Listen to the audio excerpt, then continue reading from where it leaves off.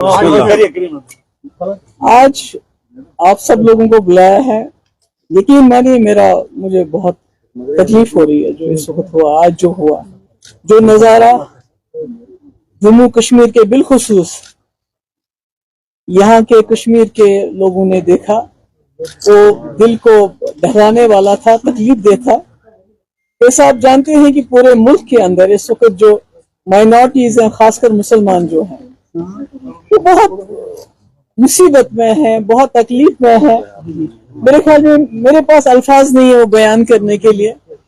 अभी कुछ दिन पहले आपने भी सुना होगा, मुजफ्फरनगर में कुछ मुसलमान मस्जिद में नमाज पढ़ने गए और उनके इस पे बाजू पे ब्लैक बैंड्स थे, तो उनको 2 लाख का जुर्माना किया गया। उन्होंने कोई नारा नहीं लगाया। तो ये हमारे मुल्क के हालात हैं, मुसलमानों के हालात हैं। और ऐसे में पहले तो एनआरसी को लाके बीजेपी सरकार ने यहाँ के जो मुसलमान रहने वाले हैं उनकी शहरियत पे एक सवाल उठाया कि अब पहले उनको ये साबित करना पड़ता था मेरा दादा परदादा वो जी इस मुल्क का रहने वाला था, और अब जो दूसरा उन्होंने बिल अमेंडमेंट लाया वक्त में, तो उससे हिंदुस्तान के मुसलमानों को अब अपने कब्रिस्तान की भी जमानत देनी पड़ेगी कि मेरा बाप, मेरा दादा, मेरा परदादा इस कब्रिस्तान में था। तो जो हम देख रहे हैं कि कब्रिस्तान हो, पहले तो मकान मुसलमानों के बुलडोज किए गए, दुकानें उनकी बंद की गई, उनको लिंच किया गया। अब जब उससे भी दिल नहीं भरा तो अब उनकी जो वक्फ की जो अल्लाह ताला के उसमें वक्फ किया जाता है, जिसमें कुछ गरीबों के स्कूल चलते थे, मस्जिदें हैं, दूसरे किस्म की प्रॉपर्टीज हैं, जिससे इस मुल्क के मुसलमानों को एक सहारा था, उसको भी उनसे छीना गया। और जैसे मैंने पहले कहा, अब कब्रिस्तान भी मुसलमानों के पास। मुझे नहीं लगता है कि जिस तरह इस वक्त बीजेपी सरकार चल रही है, तो कहीं ना कहीं इनका मकसद ही यही है कि एक वक्त ऐसा आए, खुदा ना खासा मुसलमानों को मजबूर किया जाए कि कब्रिस्तान के रहेंगे नहीं तो आप भी हमारी तरह वो जो घर वापसी की बात करते हैं, मेजॉरिटी स्टेट, सबसे ज्यादा सेक्युलर स्टेट, यहाँ की लीडरशिप से उम्मीद थी, यहाँ की सरकार से उम्मीद थी कि पहले तो वो बहुत ही वोकली इस बिल की मुखालफत करेंगे, उसके बाद सबसे पहले सुप्रीम कोर्ट में ये लोग चले जाएंगे, और उसके अलावा जम्मू कश्मीर की असेंबली में आज सबसे पहला ये बात आएगी, रेजोल्यूशन आएगी, जिस तरह ये वहीद पराग साहब ने एक रेजोल्यूशन लाया था कि हमारे वजीर आला जिनको लोगों ने यहाँ भरपूर ताउन दिया, और उन्होंने वो कहेंगे कि ये हमें कबूल नहीं है, जम्मू कश्मीर इसको कबूल नहीं करता है। बल्कि मैं तो कहती हूँ फारूक साहब जो इस वक्त मुल्क के बड़े जो कदावर लीडरों में से हैं, उनको तो सारे मुल्क की लीडरशिप को बुलाना चाहिए था। हमें भी बोलते, हम भी जब दिल्ली जाके वहां जंतर मंतर या कहीं पर हम वहां धरना देते, हम मुखालफत करते हैं इसकी।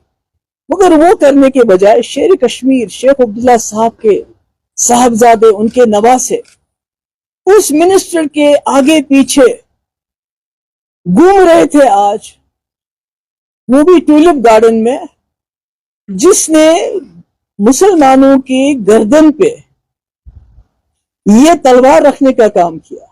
पूरे मुल्क के मुसलमान, उनका दिल भी दुखा होगा जब उन्होंने देखा होगा कि यहाँ ट्यूलिप गार्डन में शेर कश्मीर जिन्होंने इस मुल्क का इल्हाक किया इस हिंदुस्तान के साथ, एक मुस्लिम मेजॉरिटी स्टेट का इल्हाक किया, आज वो हाथ में हाथ डाले उस मिनिस्टर के साथ घूम रहे हैं जिसने वक्फ का ये जो काला कानून जो लाया, जिससे हमारे कब्रिस्तान पे भी हमारा हक खत्म हुआ। जिंदगी तो बर्बाद कर दी इन्होंने, मगर हमारे कब्रिस्तान तक हमसे छीनना चाहते हैं। तो मुझे बहुत अफसोस है, यहाँ के लोगों ने 50 सीटें दी इस नेशनल कॉन्फ्रेंस को, जो नेशनल कॉन्फ्रेंस हमेशा हमें ताना देती है कि पीडीपी ने बीजेपी के साथ सरकार बनाई।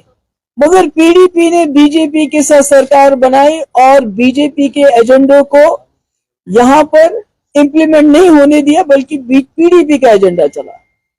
मगर आज हम देखते हैं 50 सीटें होने के बावजूद जिस तरह से उमर साहब ने, उनको भी अपनी जगह, उनका सर भी शर्म से झुक गया होगा कि ये क्या हो रहा है। मुझे याद आता है जब ऑपरेशन ब्लू स्टार हुआ था, जब जो यहाँ अमृतसर में गोल्डन टेम्पल है, जब वहां सिक्योरिटी फोर्सेस घुसे थे तो कश्मीरी लोगों ने हड़ताल की थी एज ए सॉलिडारिटी। आज हमारे मुल्क के मुसलमान भी वही एक्सपेक्ट करते थे कि एक मुस्लिम मेजॉरिटी स्टेट जिसमें यहाँ का वजीर आला मुसलमान है, जिसके पास 50 सीटें हैं, वो शायद कुछ ना कुछ लबकुशाई करेगा, कोई ना कोई बात करेगा। अगर कुछ भी नहीं करेगा मगर कम से कम ये बताएगा कि जम्मू कश्मीर में हम इस कानून को लागू नहीं करेंगे। मगर मुझे अफसोस है ऐसा नहीं हुआ और हम शर्मिंदा हैं। मैं शर्मिंदा हूं इस मुल्क के मुसलमानों से कि बहसत लीडरशिप कश्मीर के, जम्मू कश्मीर की जो लीडरशिप है, अब या 10 करोड़ या 15 करोड़ मुसलमानों की जमानत है जम्मू कश्मीर के मेजॉरिटी, मुस्लिम मेजॉरिटी सीट। हम जमानत है उन लोगों के लिए जिन्होंने पाकिस्तान छोड़ के हिंदुस्तान में रुकने का फैसला किया। आज मैं समझती हूँ वो जमानत वो शर्मशार हो गई जिस तरह हमने आज का नजारा देखा। और मुझे समझ नहीं आती ये जो हमारे स्पीकर साहब हैं, ये किसको बेवकूफ समझते हैं? ये जी सब जुडिस कैसे है? अभी तो कॉग्निजेंसी, अभी तो नोटिस ही नहीं लिया सुप्रीम कोर्ट ने इस केस का, तो ये सब जुडिस कैसे हो गया? और रेजोल्यूशन जब लाया वही फराज साहब ने, उसको डिस्कस करने में तो कोई प्रॉब्लम नहीं होनी चाहिए थी। तो मुझे समझ नहीं आती है। मैं एक बात अपने, वो कहते हैं किसी को बिन मांगे एडवाइस नहीं देनी चाहिए, मगर मैं आज एडवाइस दे रही हूं नेशनल कॉन्फ्रेंस के लोगों को, उमर साहब को। बीजेपी में बहुत सारी खामियां होंगी, उनमें एक खूबी है, वो ये है वो उस इंसान की इज्जत करते हैं जो अपनी इज्जत आप करता है, जो अपने लोगों के लिए खड़ा हो जाता है। बेशक वो पसंद नहीं करते मुसलमानों के लिए, और जिस तरह आपने अपने लोगों के लिए खड़ा होने से इनकार करके बल्कि उनकी बेइज्जती की आज, जो आपने किया। नौजवानों की एफआईआर की बात हुई, मैंने मुकाबला किया। सीज फायर की बात हुई, मैंने मुकाबला किया। डायलॉग के लिए हमने हुर्रियत के दरवाजे पे लीडरशिप भेजी, और शायद इसीलिए बीजेपी वालों ने कहीं ना कहीं डर भी था, खौफ भी था, सरकार भी गिराई, पर आज भी इज्जत करते हैं वो। मगर जिस तरह नेशनल कॉन्फ्रेंस की लीडरशिप ने आज हमें सारे बाजार बेइज्जत किया, वजीर आला का आज का बिहेवियर, उसके बाद फारूक साहब इतने कदावर लीडर, ये तो कहते हैं मैं वजीर आला हूं, मुझे शायद जाना था, और फारूक साहब को क्या जरूरत थी? और वजीर आला को तो खुद वहां रहने की, उनको तो असेंबली में होना चाहिए था। मुझे बहुत अफसोस है इस बात का। और मैं मुल्क के जो हमारे मुसलमान भाई हैं और जो सेक्युलर लोग हैं, हमारे हिंदू लोग हैं, उन सब से शर्मिंदा हूं कि हम आपके भरोसे, हम देखिए, आपको ये पता होना चाहिए कि ये बात किसी से ढकी छुपी नहीं है कि पीडीपी जो हमारे हाथ में होगा हम करेंगे। मगर अगर उमर साहब एज अ मुस्लिम, पता नहीं वो इस बात से घबराते तो नहीं है, इस आइडेंटिटी से, मुस्लिम आइडेंटिटी से कहीं